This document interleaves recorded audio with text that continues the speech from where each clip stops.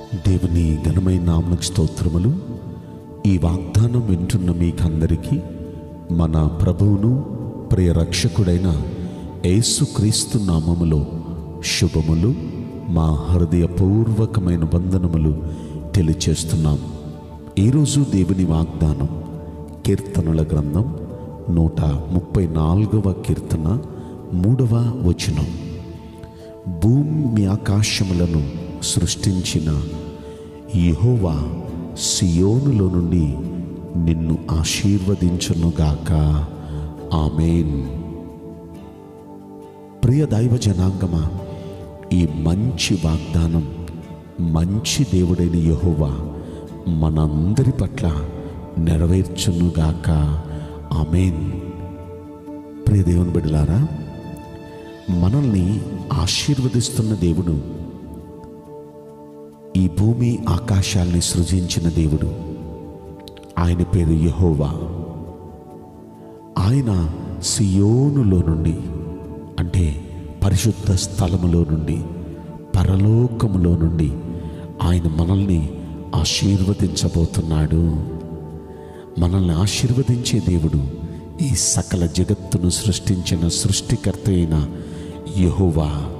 ఆయన పరలోకము నుండి మనలో ప్రతి వ్యక్తిని ఈ పూట ఆయన ఆశీర్వదించబోతున్నాడు. ఆమేన్. అయితే మనం చేయాల్సిన పని ఏంటి? అక్కడ మనం పరిశీలిస్తే పై వచనాలు అంటున్నాడు, మీరందరూ యెహోవాను సన్నుతించుడి. పరిశుద్ధ స్థలము వైపు, అంటే పరలోక పట్టణం వైపు మీ చేతులెత్తి యెహోవాను సన్నుతించుడి.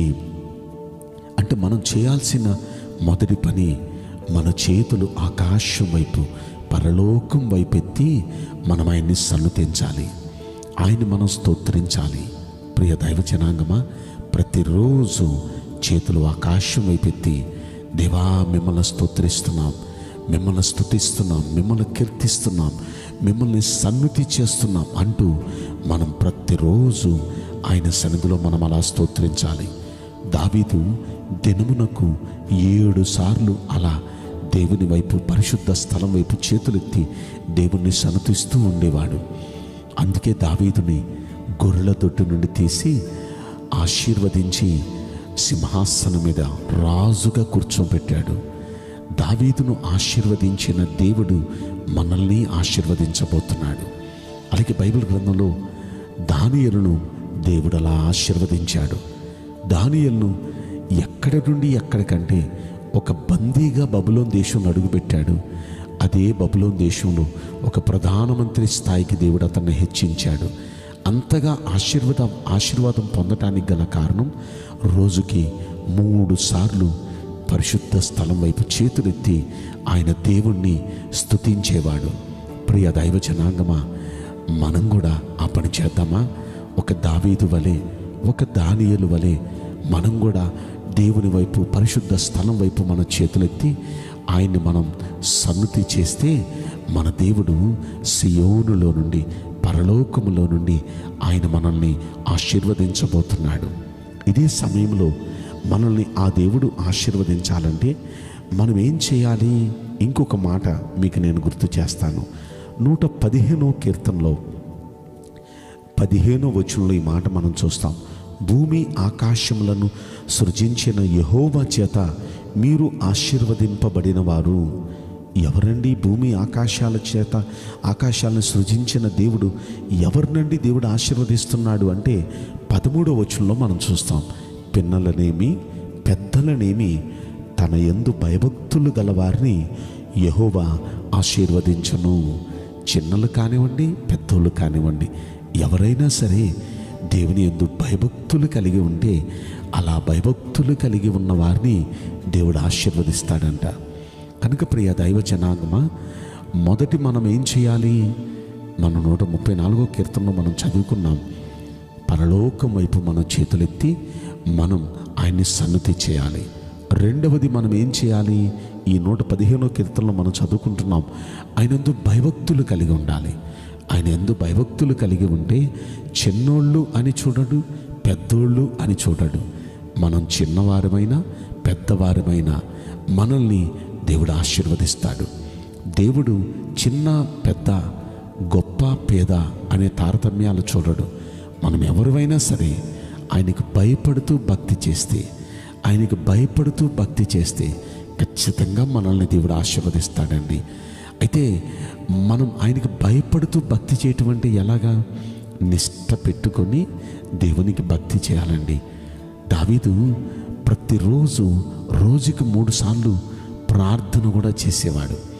రోజుకి 7 సార్లు స్తుతించేవాడని ఇందాక చెప్పాను కదా. రోజుకి 3 సార్లు ఒక నిష్టగా దేవుని భక్తి చేసేవాడు. దానియేలు గురించి మీకు మాట చెప్పాను కదా, రోజుకు 3 సార్లు స్తుతించేవాడని. రోజుకు 3 సార్లు స్తుతించడమే కాదు, రోజుకు 3 సార్లు ప్రార్థన చేసేవాడు, భక్తి చేసేవాడు. అంటే దేవుని భక్తి చేయటానికి వీరిద్దరూ సమయం కేటాయించేవారు. రోజుకు 3 సార్లు స్తుతించడం, 3 సార్లు ప్రార్థించి భక్తి చేయటం, అది దానియేలు చేసేవాడు. రోజుకి 7 సార్లు స్తుతించటం, 3 సార్లు ప్రార్థన చేసి భక్తి చేయటం, అది దావీదు చేసేవాడు.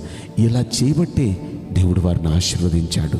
అలాగే మనం కూడా దేవునికి ఒక క్రమం పెట్టుకొని భక్తి చేద్దాం.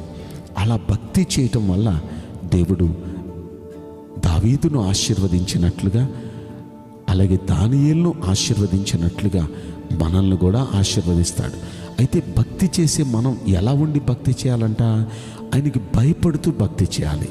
ఆయన యందు భయభక్తులు కలిగి మనం భక్తి చేస్తే గొప్ప పేద, చిన్న పెద్ద అనే తారతమ్యాలు దేవుడు చూడడం.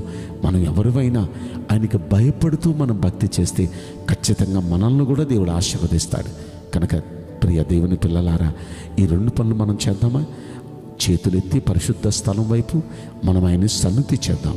రెండవది, ఆయనకు భయపడుతూ మనం భక్తి చేద్దాం. ఇలా చేసి యెహోవా చేత, భూమి ఆకాశాలను సృష్టించిన సృష్టికర్త అయిన యెహోవా చేత మనం ఆశీర్వాదం పొందుదాం. ఈ వాగ్దానం వింటున్న మనందరం అలా చేయడానికి తీర్మానం చేసుకుందాం. నేను మీకోసం ప్రార్థన చేయబోతున్నాను. పరిశుద్ధుడా, ప్రేమగల యేసురాజా, మీ పరిశుద్ధ బంగారు పవిత్రమైన నామమునకు నిండు మనసుతో కోట్ల కొలదిగా స్తుతులు, స్తోత్రములు, వందనాలు చెల్లిస్తున్నాం. ఈ వాగ్దానం వింటున్న ప్రియులు జీవితంలో దయచేసి సృష్టికర్త అయిన దేవా, వారిని మీరు ఆశీర్వదించండి. సియోనులో నుండి ప్రతి కుటుంబాన్ని మీరు ఆశీర్వదించమని మిమ్మల్ని వేడుకుంటున్నాం. వారు చేతులెత్తి మిమ్మల్ని సన్నిధి చేయటానికి, అలాగే మీ యందు భయం కలిగి భక్తి చేయటానికి తీర్మానం చేసుకుంటున్నారు. దయచేసి పరలోకము నుండి ప్రతి ఒక్క కుటుంబాన్ని, జీవితాన్ని ఆశీర్వదించి తృప్తిపరచమని ఈ కొద్ది మనవులు నజరుడైన యేసుక్రీస్తు ప్రశస్తమైన నామములో మిక్కిలి వినయముతో ప్రార్థించి బ్రతిమలాడి వేడుకుంటున్నాం ప్రియ పరలోకపు తండ్రి. ఆమేన్. May God bless you all. Thank you.